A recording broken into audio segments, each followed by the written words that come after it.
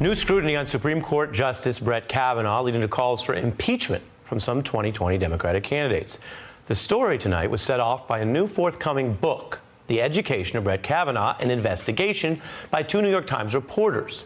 And they dealt with Kavanaugh's history and controversial confirmation process. Now, this weekend, the New York Times ran an essay by those reporters detailing alleged sexual misconduct by Kavanaugh while he was a student at Yale, where a classmate told reporters he saw Kavanaugh with, quote, his pants down at a drunken dorm party, and the FBI did not investigate even though the student contacted them. In the book's account of that incident, the writers note that this woman reportedly involved did not make that accusation to them, did not agree to an interview, and that her friends told the reporters she didn't recall the incident. Now, that detail was not included in the Times' initial essay, leading to an editor's note published later to update the essay. This book also adds to reporting about a claim that did surface during that confirmation battle. Former student Deborah Ramirez accusing Kavanaugh of sexual misconduct.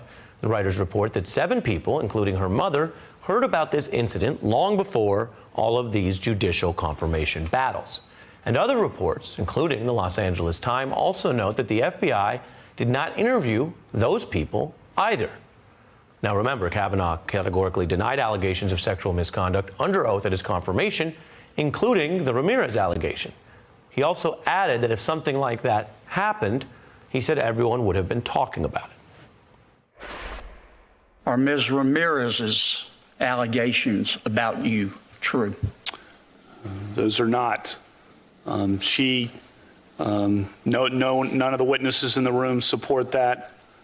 If that had happened, that would have been the talk of campus in our freshman dorm. This new reporting states that former classmates say they were talking about it back then, and that many of those people, they say they were also ready to then tell the FBI about their recollections. Now, that detail matters because, as you know, if you follow the news, misleading the FBI is a crime. So those are at least some Yale alumni who are suggesting they were ready to take on personal liability, personal risk to tell their stories, their accounts. Now, this book is already having huge political repercussions. 6 2020 presidential candidates now calling for Kavanaugh's impeachment, while Kavanaugh's defenders, including the president who appointed him, not only say these allegations have been denied, but are criticizing how parts of this book's reporting were released by the New York Times. I want to turn now to 2 experts in this field. Nancy Erica Smith is a leading civil rights lawyer who has represented women in sexual harassment suits, including Gretchen Carlson's well-covered suit at Fox News, and Jaimie Nawaday, a former assistant U.S. attorney in the Southern District of New York. Thanks to both of you for joining me. Thank you. What do you see as important about what has been added to this story?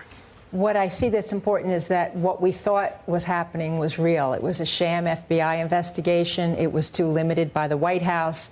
The Republican senators went along with it. I mean, I think the vote was 48 to 52 in this case, the narrowest vote for a Supreme Court justice ever. And I wonder why, when we only have 9 lifetime appointments on the United States Supreme Court, we would fight over such a flawed appointment. And I believe the reason is because Trump is going to go to the wire for this man. Trump himself has been accused of rape, credibly, by 2 women.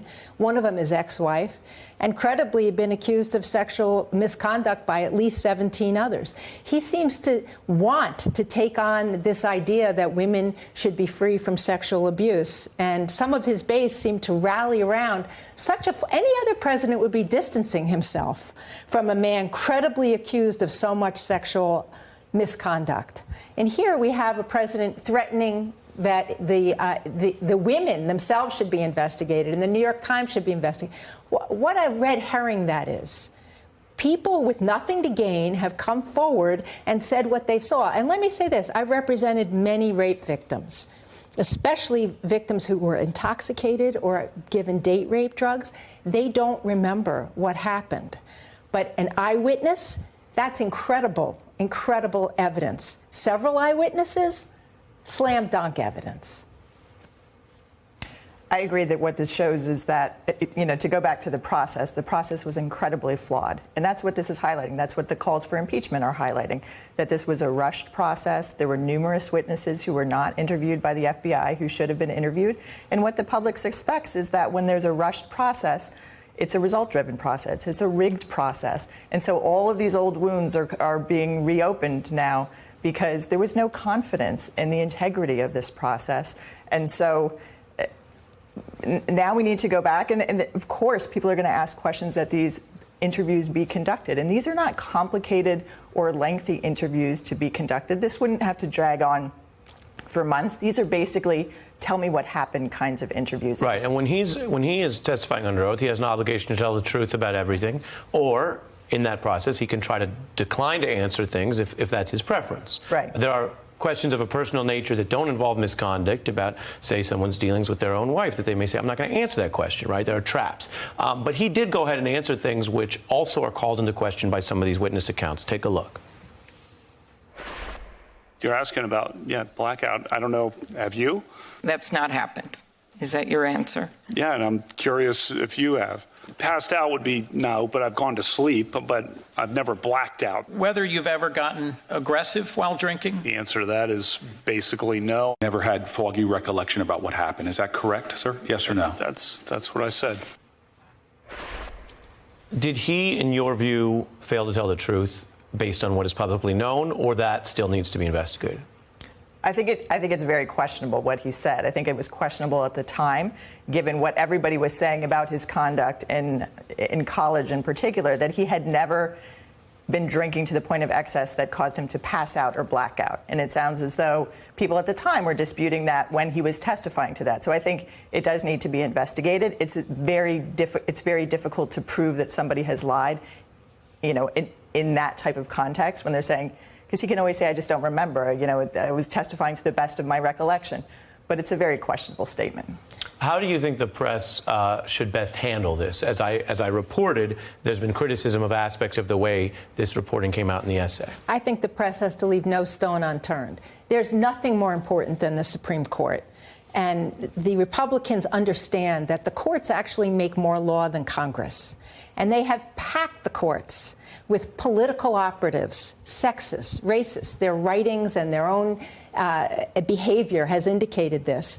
And it's going to take drastic action. He should be impeached, and the press should vigorously speak to these witnesses and tell their accounts, because it's important that we know who sits on the highest court in the land that's going to decide gerrymandering, voter suppression, if there's ever another Gore, Bush versus Gore.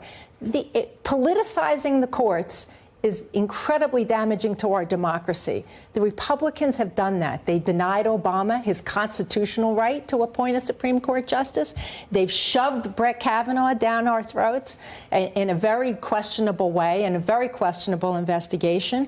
And the press needs to step up, but the Democrats need to step up, too. We can't just sit back and say, oh, well, we can't do anything about it. We have to impeach him, and then we have to consider adding judges and justices to the Supreme Court to balance the fact that they've been packed by the Republicans.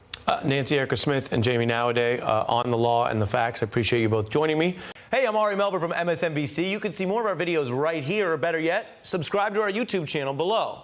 You could have been anywhere in the world, but you're here with us, and we appreciate that.